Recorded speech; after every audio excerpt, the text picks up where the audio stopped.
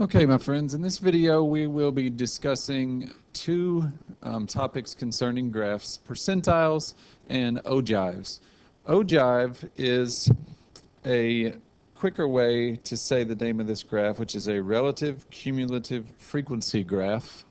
So let's just get that out once. Relative cumulative frequency graph. You can see why we might need an abbreviation for that. It's a graph that you don't hear a lot of outside of AP Stats, so that should be something new for you. Percentiles, you probably have a pretty good idea of what that is. We're going to start with just a little discussion on percentiles, and then we'll get to the ogive. Okay, so what is a percentile?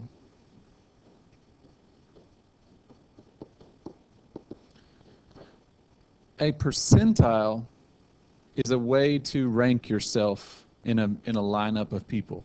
It doesn't have anything, well, it has something to do with it, but it's not an indication of your score or your percent correct or anything like that. A percentile is the percent of people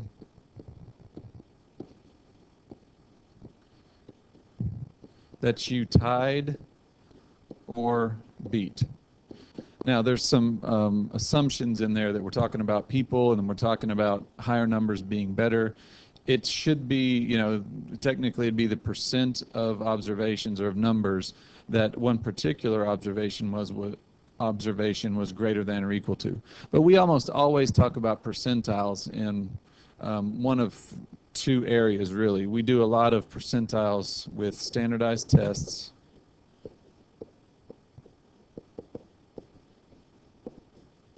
And you guys probably won't know much about this one, but when we measure babies, every time I take my little kid to the doctor, we get a percentile for his height and weight and how big his noggin is. That's the two areas where percentiles are used a lot in the real world. And it'll come up in other areas, but it's a percentage of numbers that one particular number is bigger than or the same as.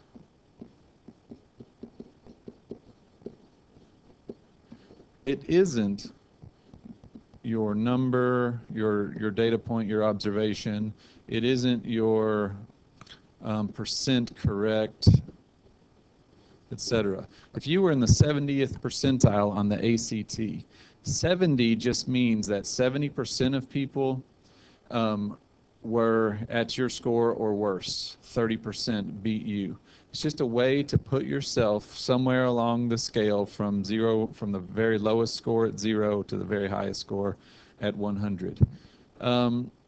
So let's see. It is not how many people you beat.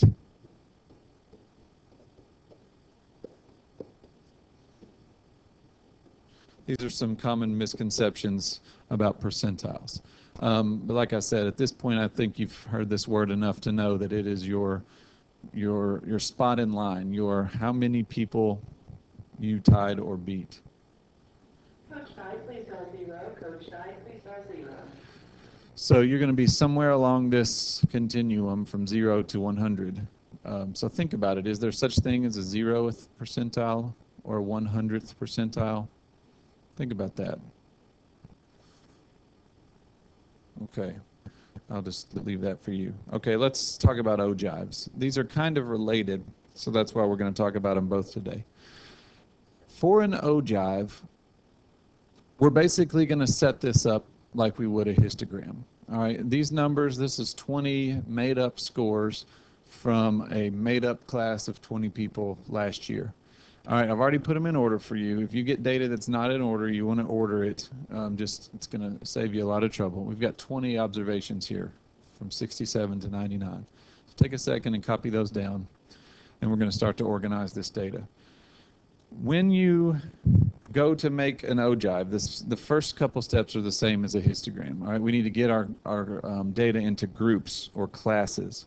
And we're just going to find a nice, neat way to divide this up. I've got numbers from 67 to 99. So that's a spread of, how much? 32. So you want somewhere close to 5 groups. This spread of 32, it would evenly divide. I could have 8 groups size 4. I could have 4 groups size 8. I could have, let's go with, just for practice today, let's go with 4 groups size 8. So my classes are going to be from 67, and I want to include 8 numbers. So I'm going to go 67, 68, 69, 70, 71, 72, 73, and 74 for my first group. Okay? My next group's going to start at 75, and I'm going to go up to how much? 80. I can add 82. I think. And I'm going to go from 83 to 90, and then 91 to 99. I think I got that. No, I didn't get that spread out evenly. Okay, I see. I've got one extra. There's actually 33 different numbers because the 67 and the 99 are included. Let's just make this simple. Let's call that 98. We'll call that 98 down here. And now we're nice and even. Okay, so here are our classes. The next thing we do is come up with our frequency.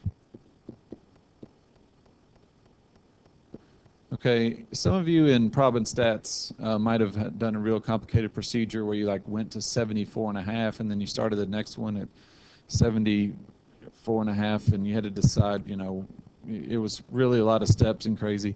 We're just going to make it logical, and we're going to start at, go from 74 to 75, and then we'll deal with the graph later. Okay, so frequency is how many numbers are in that group. So from 67 to 74, those 3 numbers. All right, remember the title of this graph is the relative cumulative frequency graph. Well, here's the frequency part. 75 to 82, we have,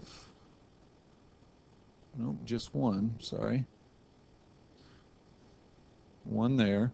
From 83 to 90, we have 1, 2, 3, 4, 5, 6. And then the remaining 10 are between 91 and 98.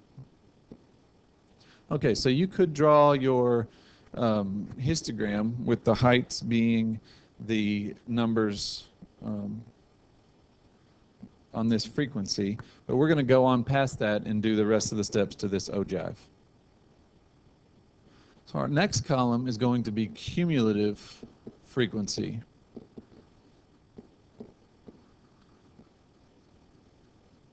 All right, so this is kind of where we tie into percentiles. In this column, I want to put the numbers of how many observations were at this point or below. So I could start with my same number, but by the time I get up to 82 and I include this entire second class, that's 4 people total covered. So that would be these 4. Okay. Then when I include another class, I include the next 6 and I'm up to 10, and then I include the last 10. So I'm just accumulating people as I go. Okay. In other words, when I get up to a 90, how many people have I covered? Well, 10 of my people got a 90 or worse. Okay. 4 of my people got an 82 or worse. And now we're just going to change that into a percentage, basically. And this is the relative cumulative frequency. Okay, and so this is just taking these cumulative frequencies, dividing them by the total number of people, or 20, to see what percentage of people are at that number or below. So 3 out of 20 is 15%. 4 out of 20, 20%. 10 out of 20, 50%. And 20 out of 20, 100%. All right, every time you make this chart for an ogive, you're going to get this 100 because you've accounted for everybody. Now we're going to just put this into what looks kind of like a line graph or a time graph, but it's an ogive. So here's our setup. Your classes are going to go at the bottom. just like they did when we made a histogram. I'm going to just do the starting point for each class.